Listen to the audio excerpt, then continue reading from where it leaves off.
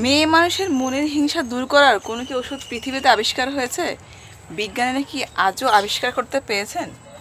ওরে শোনা রে, মেয়ে মানুষের মনে যে কত হিংসার, পিঠে পিঠে কত শয়তানি, শ্বশুরবাড়ি না আসলে তুমি এটা বুঝতে পারবে না। বুঝতে পেরেছো? শ্বশুরবাড়ি হলো আস্ত একটা সংসদ ভবন।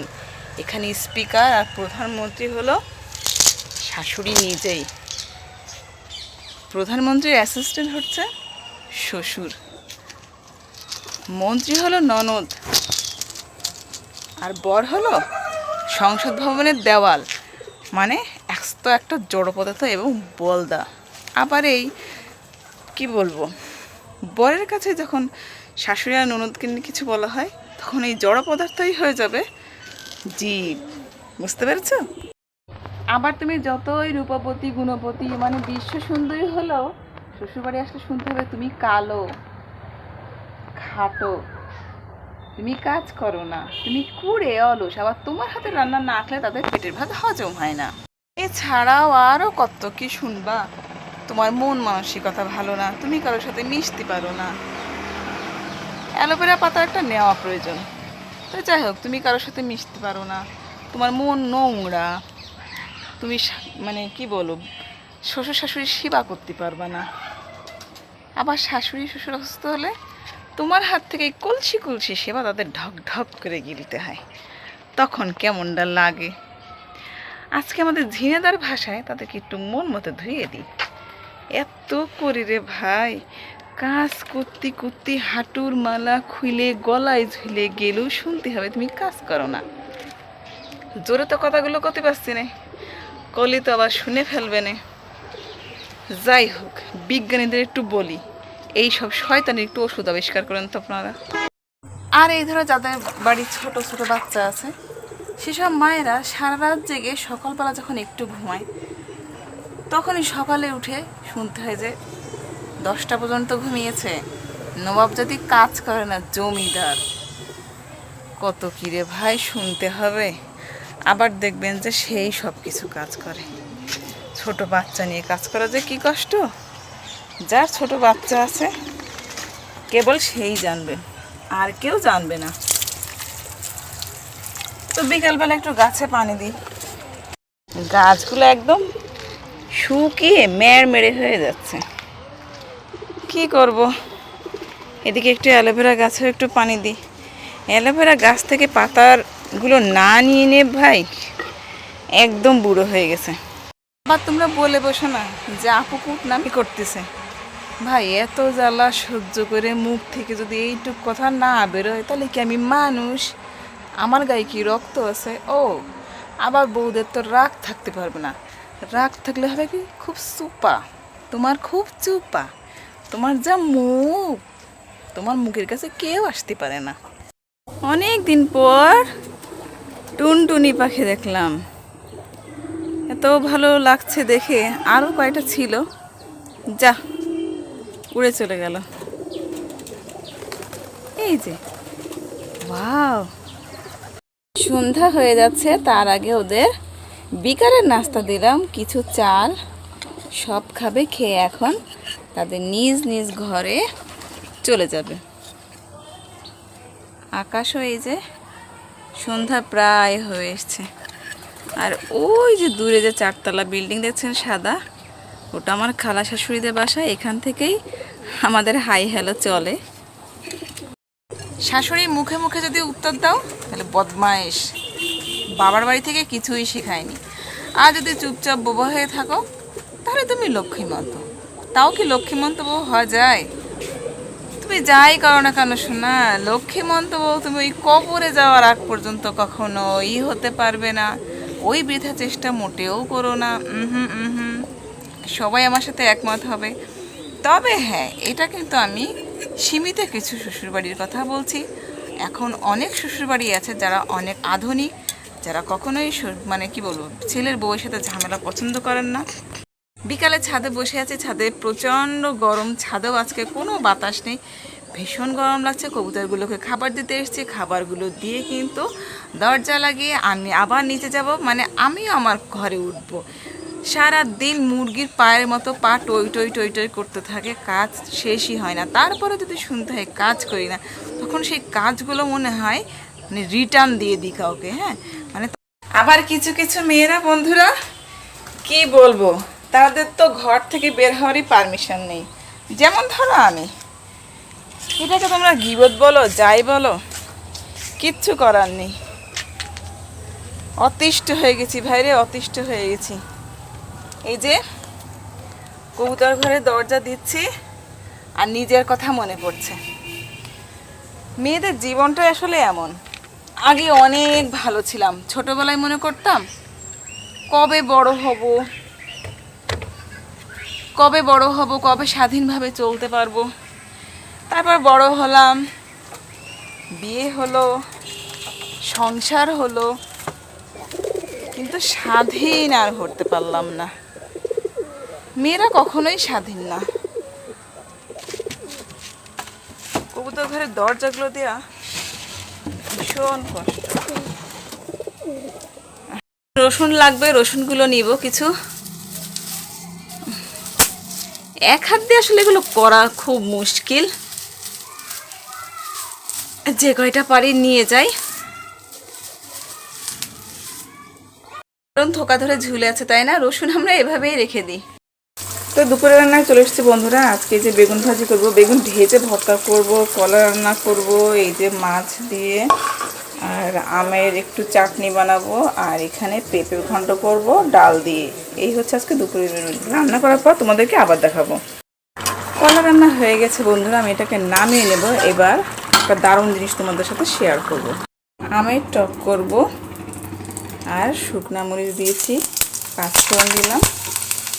এবার আমগুলো দিয়ে দেব।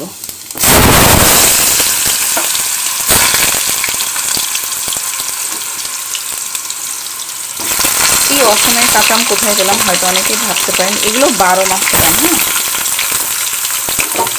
এর ভিতরে একটু লবণ হলুদ দিয়ে দেবো, চিনি দিয়ে দেবো, ব্যাস, আর কিচ্ছু দিব না, কিচ্ছু না। 2-1 টুকরো রসুন দিয়েছি বন্ধুরা। এবার পানি দিব, পানি দিয়ে যখন এটা একদম নরম হয়ে আসবে সেই সময় কিন্তু চিনি দিব, না হলে আমটা গলবে না। চিনি আসলে আগে দিলে না যে কোনো জিনিস সিদ্ধ কম হয়, মানে দেরিতে হয় সিদ্ধ আর কি। এই পর্যায়ে কিন্তু আমি আমের ভিতর পানি দিয়ে দিয়েছি বন্ধুরা। তারপরে নরম হয়ে গেলেই কিন্তু আমি চিনি দিব। তারপরে কিন্তু একটু লবণটা চেখে নামিয়ে রাখবো, তা না হলে ঠিকঠাক লবণ না হলে মানে খেতে ভালো লাগবে না, ব্যালেন্সটা ঠিক থাকবে না। আমটা আমার সিদ্ধতে দেরি হচ্ছিল বন্ধুরা, আম কিন্তু হয়ে গিয়েছিল, কিন্তু আমি একটু ঘুটে নিব যেহেতু, তাই আমি আরেকটু পানি দিয়ে তারপরে আমটা ঘুটে তারপরে নামিয়ে ফেলবো। তাছাড়া কিন্তু সব কিছু আমার কমপ্লিট আছে। এরপরে আমি বেগুন ভেজে ভর্তা করব। এখানে যে কলা রান্না তো কমপ্লিট, আর এখানে বেগুন ভেজে রেখেছি, পেঁয়াজ কুচি রেখেছি। এবার শুকনো মরিচ ভেজে এটাকে ভর্তা করব। তবে অবশ্যই বেগুনটা কিন্তু সরিষার তেলে ভাজবে, তাহলে কিন্তু খেতে বেশি ভালো লাগবে, যদিও আমি সয়াবিন তেলে ভেজে ফেলেছিলাম। পেঁপে ঘন্টটাও কিন্তু আমার রেডি হয়ে গেছে, নামিয়ে ফেলবো। এভাবে দরজাগুলো দিচ্ছি। এবার এইটা দিব।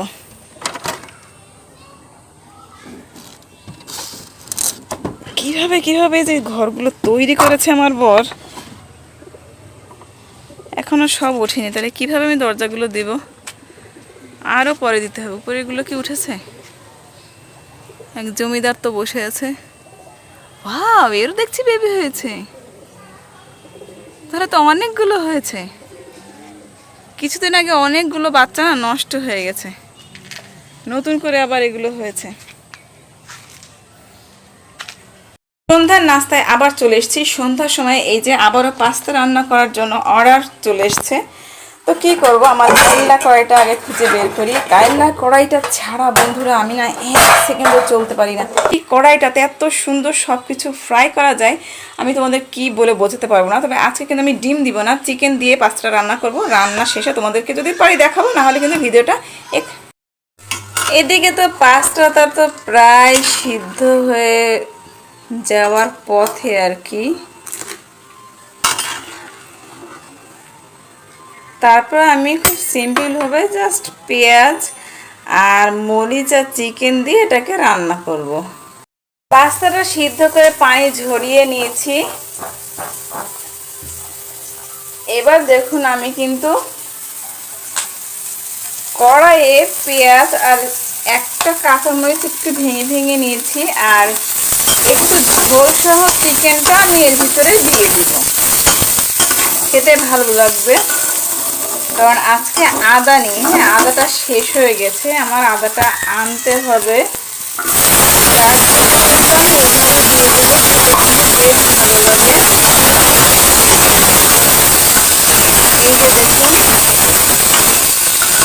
আমার এই কাল্লা কড়াইটা নৃত্য করে, খুব সুন্দর। আপনাদের কার কার পছন্দ, একটু লবণ দিচ্ছি কিন্তু বন্ধুরা, কাল্লা কড়াইটা নৃত্য করবেই। কারণ এই যে আমার ট্রাইপড নিয়ে আগেই বলেছি, ট্রাইপড বিহীন কাজ করা ভীষণ কঠিন হয়ে যাচ্ছে। সরি। আর খাওয়ার সময় এর ভিতরে পাস্তা দিয়ে নিব। এখন এই পাস্তা বলতে সরি সস দিয়ে দিব। কি বলছি, আজকে ব্লগ করতে যে একটু তেলটা বেশি হয়ে গেছে, তেলের পরিমাণটা। খাওয়ার সময় সসটা দিয়ে নেব। আজকের ভিতরে সস দিলাম না, কারণ সসটা এনে রাখতে মনে নেই, আর এখন এই যে ক্যামেরা করছি যার কারণে আর আনাও সম্ভব না। ওদিকে আবার ওই যে কবুতরের দরজা দিয়ে আসতে হবে, কারণ সব কবুতর তো ওঠেনি, কি করা যাবে। এই তো আমার পাস্তাটা রেডি।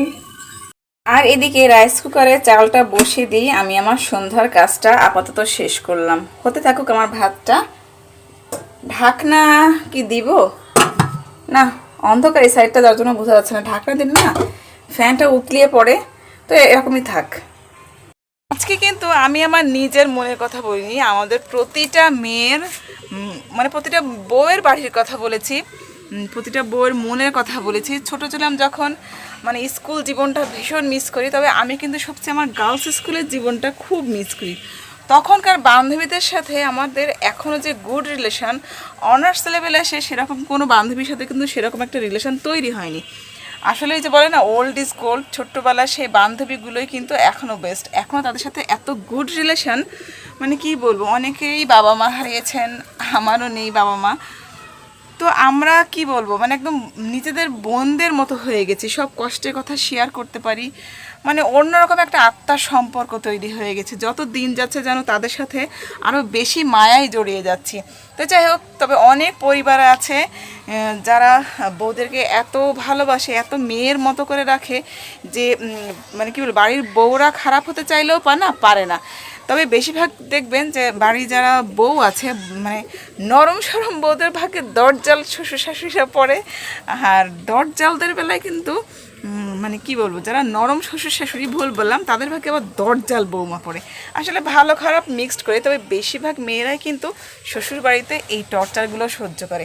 এগুলো যতদিন আমরা মেনে নিব ততদিন কিন্তু এরকম চলতেই থাকবে। তো নিজেদেরকে স্বাবলম্বী হতে হবে, স্বাবলম্বী হলে কেউ কিন্তু এতটা করার সাহস পায় না। তো যাই হোক, কেউ কিছু মনে করবে না, সত্যি কথাগুলোই কিন্তু শেয়ার করলাম। আমার কথার সাথে অনেক মেয়েরাই একমত হবেন, যে কয়জনের কাছে নোটিফিকেশান যাবে আমি আশা করি অনেকেই একমত হবেন, হয়তো দু একজন একমত হবে না, তাদেরকে আল্লাহ অনেক ভালো রাখুক। তার কারণ তারা নিশ্চয়ই ভালো আছেন, যার জন্যে কি তারা আমার কথাগুলোর সাথে একমত হবে না। তবে আলহামদুলিল্লাহ আমি আমার হাজব্যান্ডকে নিয়ে ভালো আছি। আমার হাজব্যান্ড উনি দুই দিকে ব্যালেন্স করার চেষ্টা করেন, কিন্তু সবসময় কিন্তু হয় না। তো যাই হোক, আজকের ভিডিওটা তোমাদের কেমন লাগছে অবশ্যই আমাকে জানাবে। সবাই ভালো থাকবে, সুস্থ থাকবে।